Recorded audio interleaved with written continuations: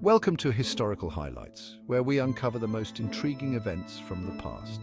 And few things fascinate like the momentous and the morbid.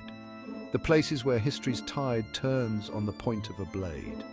In today's episode, we're diving into the top 5 most dramatic assassination missions of the ancient world. These aren't just killings. These are seismic events that toppled empires, changed dynasties, and left their marks on the very fabric of civilization. It is impossible to discuss assassination in the ancient world without starting with perhaps the most infamous of them all. The year is 44 BC. Rome, a republic in name only, groans beneath the weight of its own success. Julius Caesar, the conquering general, the populist hero, stands at the apex of his power. He's just been declared dictator for life, a move that sends shivers down the spines of the Roman elite. To them, he is a tyrant in the making, and they, the self-proclaimed guardians of the Republic, decide his ambitions must be checked in blood.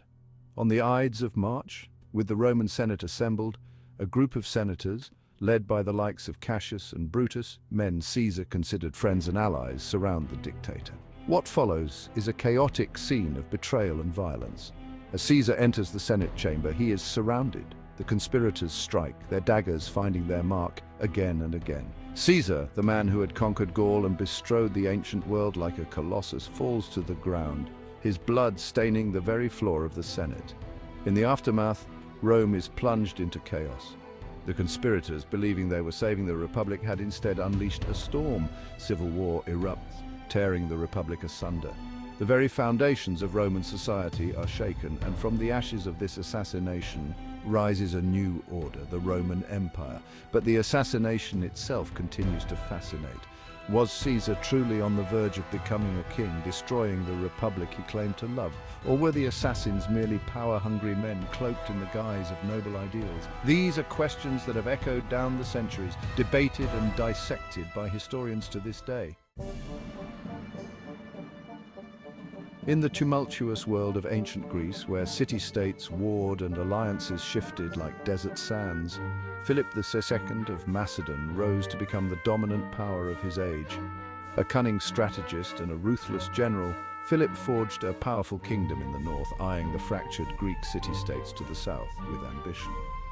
But in 336 BC, on the eve of his planned invasion of Persia, Philip's life was cut short by an assassin's blade. The circumstances surrounding Philip's death are shrouded in mystery and intrigue. Pausanias, one of Philip's own bodyguards, struck the fatal blow during a public ceremony. The assassination sent shockwaves through the region. Who was behind it? Was it a personal vendetta or part of a larger conspiracy? Some whispered that Philip's own wife, Olympias, played a role, driven by ambition for her son, Alexander. Alexander, a young man of just 20, suddenly found himself thrust onto the world stage. The weight of his father's legacy and the unfinished business of conquest fell upon his shoulders. And Alexander, as history would prove, was no ordinary man. He would not only fulfill his father's dreams of conquering Persia, but would surpass them, forging an empire that stretched from the shores of Greece to the banks of the Indus River. The assassination of Philip II serves as a stark reminder of the fragility of power and the unpredictable nature of history. It robbed the world of one great conqueror only to pave the way for another, even greater one. The ripples from that fateful day in 336 BC would be felt for centuries, shaping the destiny of Greece, Persia, and beyond. Chapter 3. The Price of Reform. The Assassination of King Agis IV. Sparta, a city-state synonymous with military prowess and austere living, found itself grappling with decline in the 3rd century BC. Economic inequality had reached a fever pitch, with land and wealth concentrated in the hands of a select few. Into this volatile mix stepped King Agis IV, a young idealist who dared to challenge the status quo. Agis IV proposed radical reforms seeking to redistribute land, cancel debts, and restore Sparta to its former glory. His ideas resonated with the poor and the disenfranchised, but they were met with fierce resistance from the wealthy elite who saw their privileges under threat. Sparta, a society steeped in tradition, found itself on the brink of civil war. In 241 BC, the simmering tensions boiled over. Agis IV, betrayed by those he thought he could trust, was arrested and executed. The manner of his death, strangled with a rope, shocked even those accustomed to Spartan brutality. It was a stark warning to anyone who dared to challenge the established order. The assassination of Agis Ides snuffed out a flicker of hope for reform in Sparta. The city-state, once a beacon of military might, continued its slow decline, eventually fading into obscurity. Agis' story, however, stands as a testament to the enduring struggle between the haves and the have-nots, and the risks reformers often face when they dare to challenge the powerful. Chapter 4. The Fall of a Gladiator Emperor, the Killing of Commodus. By the late 2nd century AD, the Roman Empire, once a byword for power and stability, was showing cracks in its imperial facade. On the throne sat Commodus, a man who saw himself as a god-king, a gladiator emperor more interested in the roar of the Colosseum crowd than the burdens of ruling a vast empire. Commodus's reign was a study in excess and cruelty. He emptied the imperial coffers to fund his lavish spectacles and indulged in bizarre whims, even renaming Rome after himself. His paranoia grew, and he saw enemies everywhere, leading to purges and executions that decimated the Roman elite. As Commodus's behavior became increasingly erratic and tyrannical, a conspiracy formed within his own inner circle. Among the plotters were his mistress Marcia, the Praetorian prefect, and the chamberlain. They feared for their lives and the fate of the empire. On New Year's Eve 192 AD, the conspirators made their move. Commodus, lured into a false sense of security, was first given poisoned food. When the poison acted too slowly, he was strangled by Narcissus, a wrestler and his training partner.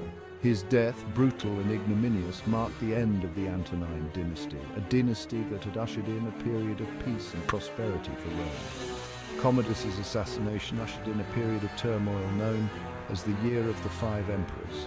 It was a time of civil war and instability as various claimants vied for the imperial throne. The empire, already teetering on the brink, would never fully recover from the chaos of Commodus's reign and the power vacuum his death created.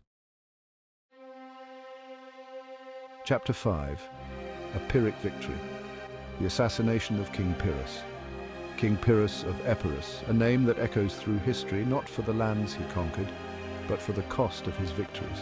A brilliant general who challenged the might of Rome itself in the 3rd century BC, Pyrrhus's life was a testament to the adage that ambition can be a double-edged sword. In 272 BC, Pyrrhus found himself embroiled in a bitter conflict in Agis, a Greek city-state. The details of his death are murky, lost to the fog of time. But what is certain is that he died in the midst of street fighting, killed not by a rival general, but by an old woman. According to some accounts, the woman, seeing Pyrrhus charging through the streets, hurled a roof tile from her rooftop, striking the king a fatal blow. The death of Pyrrhus, struck down in his prime, brought an abrupt end to his ambitious campaigns.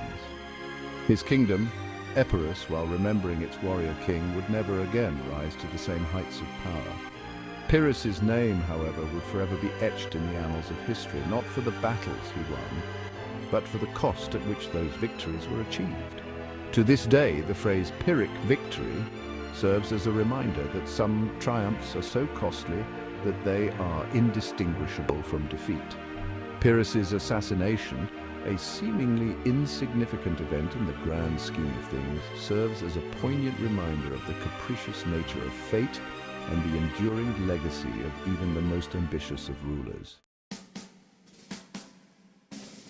Outro echoes of betrayal, the legacy of ancient assassinations. Thanks for watching Historical Highlights. If you enjoyed this video, don't forget to like, comment, and subscribe for more fascinating historical content. These 5 assassinations are just a glimpse into the brutal realities of power in the ancient world. Each of these killings, shocking in their own right, sent ripples through history, toppling empires, changing dynasties, and shaping the course of civilization. Let us know in the comments which ancient assassination you found most intriguing. Until next time, keep exploring the past, for it holds the keys to understanding our present and our future.